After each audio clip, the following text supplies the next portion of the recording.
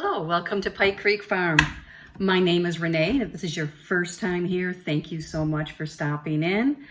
I am excited for today. This is month 2 of the 2023 Shelf Stable Pantry collaboration. And this collaboration is put on by Mary Ellen over at Prepper Potpourri. And she did this last year, and she has a bunch of channels who the first Tuesday of every month, we all make a recipe that is using things you find in your pantry.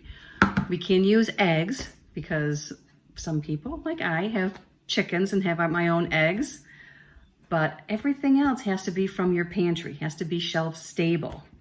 So it's pretty exciting, and she made this wonderful cover that you can put into a binder, and all the recipes are going to be printable, and you can print them and put them in there, and you'll have a book, a binder full of breakfast and lunch and dinner and desserts. And today I'm going to do a side dish. I'm going to make something that my family always liked, and I thought I can make this from shelf stable, and that is scalloped corn. And we are going to make it using some dried items and using evaporated milk instead of regular milk, and some different options for butter. So come along. I'm going to get my apron on, and we will make scalloped corn. And thank you, Mary Ellen, so much for organizing this, because I think it's just a really fun collaboration. This is a really easy recipe to put together, and it's one that I've used for even like Thanksgiving, just to add another side dish and something different to do with corn. So first you take 2 eggs and put them into a bowl. These are store-bought eggs that I had because my chickens weren't producing, and I try to save ones that I do get for breakfast. So lightly beat these.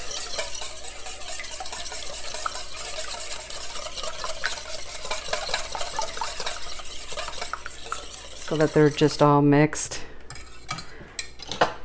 And what I like about this recipe is that it's a really frugal recipe. So I can't use regular milk, so I'm going to use evaporated milk.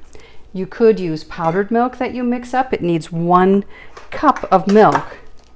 So you could use shelf stable milk, which I did have some of that downstairs. I could have used that. You could use, I don't know if I'd want to use almond milk.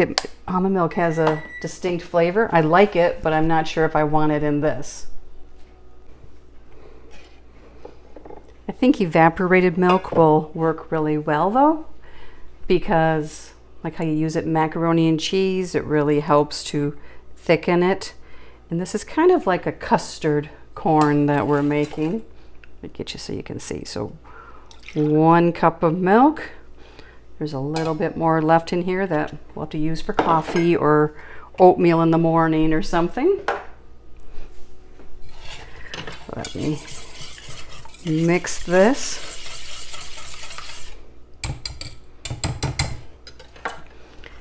Then it takes 1 can of cream style corn.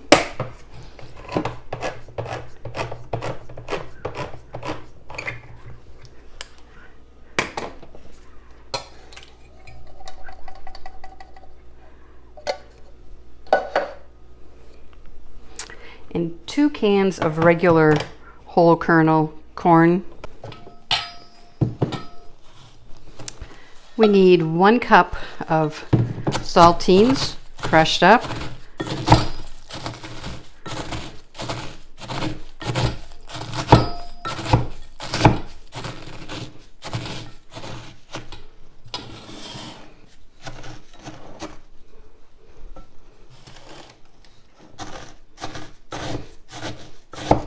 My usual stand broke just now, so I had to pull out something different to hold the camera, and it's like different.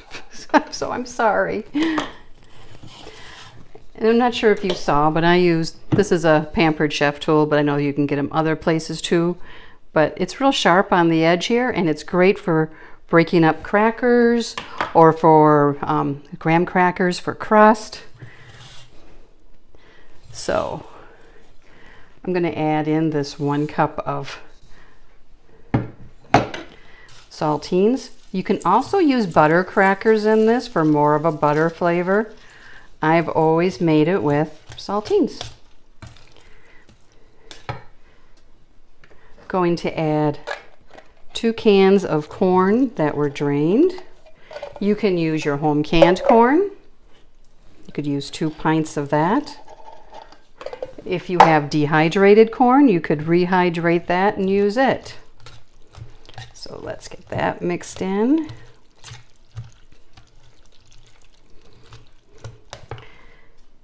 It calls for butter.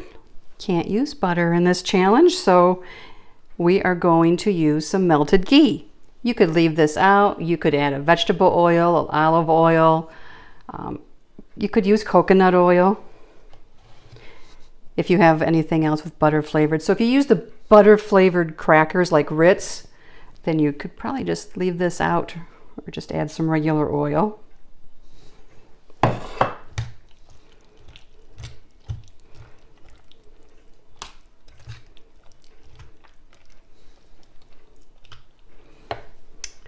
And I'm going to add pepper, like a 1/4 teaspoon.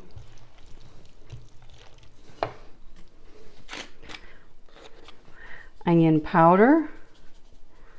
You can use dehydrated onions too. 1/2 teaspoon of that.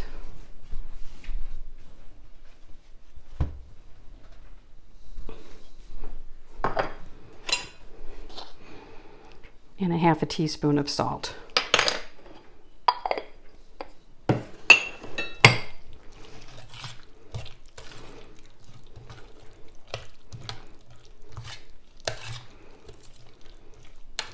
Now, some recipes will have you take some of the crackers and put them with, crush them up with some melted butter and put that as a topping. I've never put a topping on this. Some put cheese. We've never put cheese.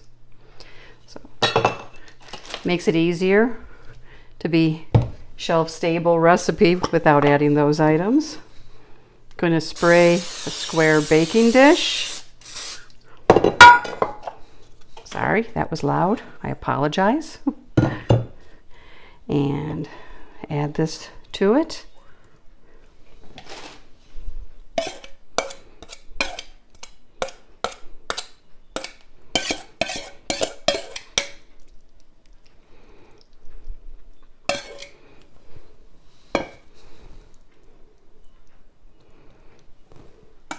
Then this goes in the oven at 350 and for about 40 minutes. I'll bring you back when it's done. Here it is out of the oven. Gonna let it rest for a few minutes. Then I'll serve it up. But it's set in the middle, and that's what I wanted to make sure. And here it is, served up. It's kind of like a custard. It's still real hot. You could add any of your shelf-stable meats to this, like even Spam or chicken, or you could, you know, have it as a side dish and like cook the Spam and have it with it. Today I'm having ham, so this is what I'm serving with it. And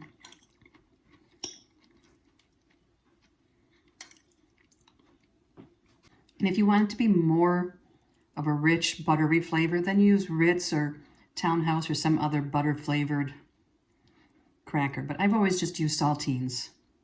So here you go.